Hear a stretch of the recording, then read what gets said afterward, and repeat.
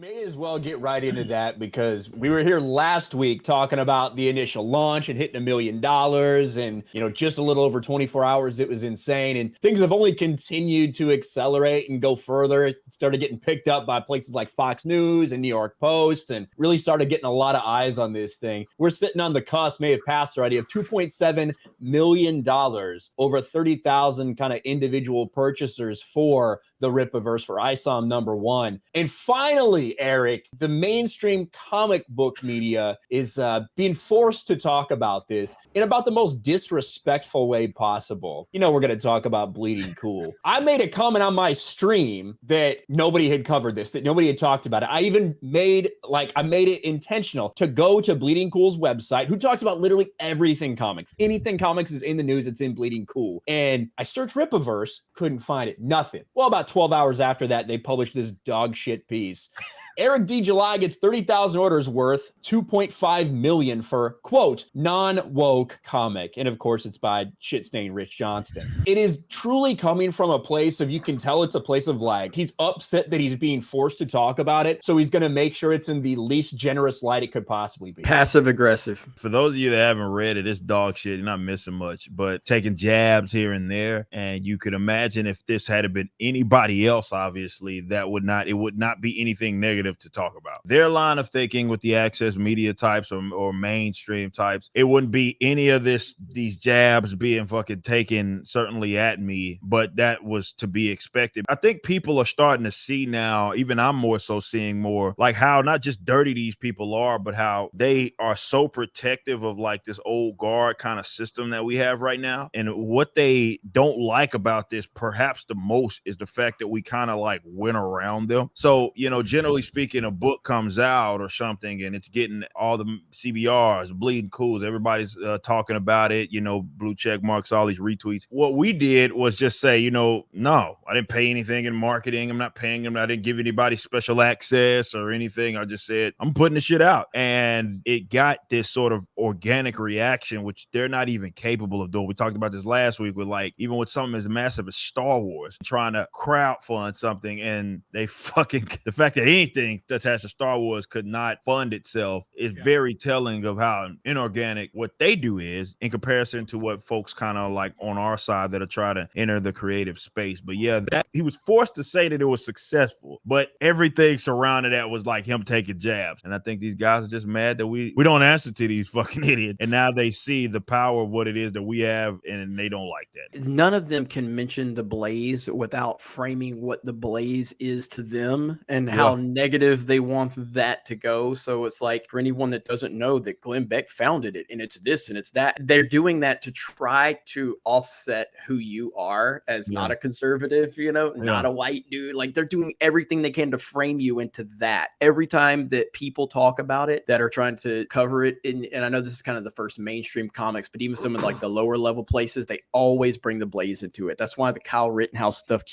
they're using that one so much on you. They love that picture of Rippa with Kyle. I love that picture. It's that's your son, Now that Rippa has hit a success that's kind of bleeding into their world, now suddenly they're going to retroactively go back and pretend that picture hurts their feelings. Because it's not about the picture. It's about the fact that Rippa has too many people agreeing with him. So now you're going to retroactively go back and find something to pretend to be offended over. It's the same process every single time. These people had got off so much on the fact that, a lot of folks in our space, after their infiltration process, were still looking to those kind of things as a means to be either entertained or liked. These people are very spiteful. These people get off on that fact that, hey, we have control of this and we know what it once meant to you and we want to throw it in your face. So now what you have is another tangible example of people saying, okay, cool. If that's how you're going to be, we're going to go over here and we're going to be enthusiastic about that. And all of those dirty tricks that worked for them, they don't control this. So they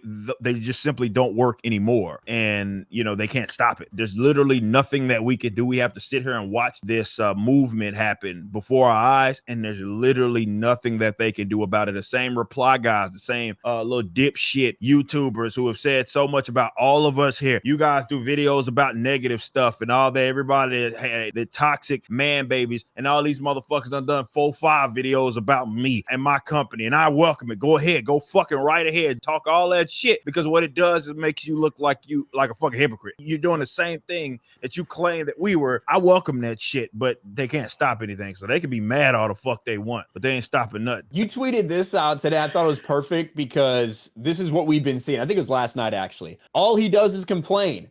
Do your own thing. It'll never come out. It'll flop. Those numbers can't be real. Of course it was going to do well, but he can't maintain this. Give me your guesses on the next goalpost. And what didn't even take that long? This retard right here. Most of these things are true, though.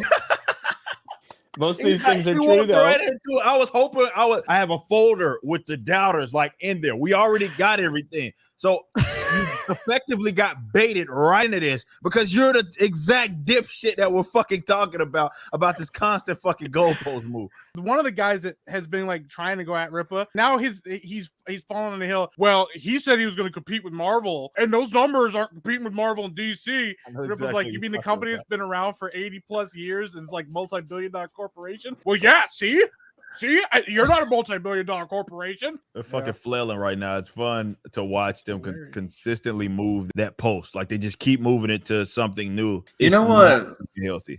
Do you know what I kind of find like the most ridiculous? Your name, what the? Yeah, you wouldn't put on a freaking different shirt and change. This is the first time I saw it. It's been like this for like the past 15 minutes. Yeah, I just saw it.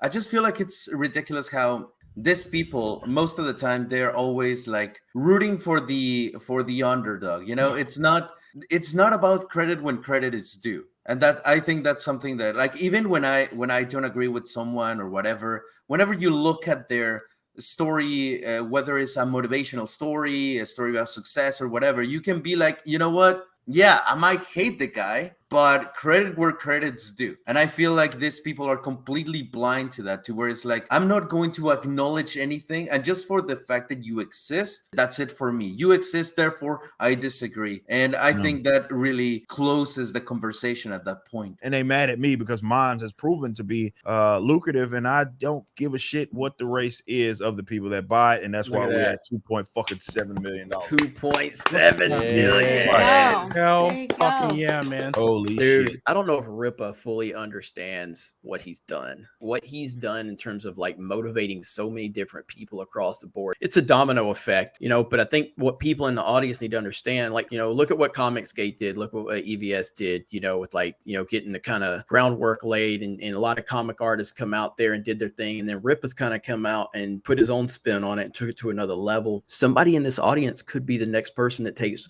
what Rippa's done and go to another level. Exactly. I don't know many things in life, but I know one thing. If you top what Rippa's done, he would be the happiest person for you. Sure would.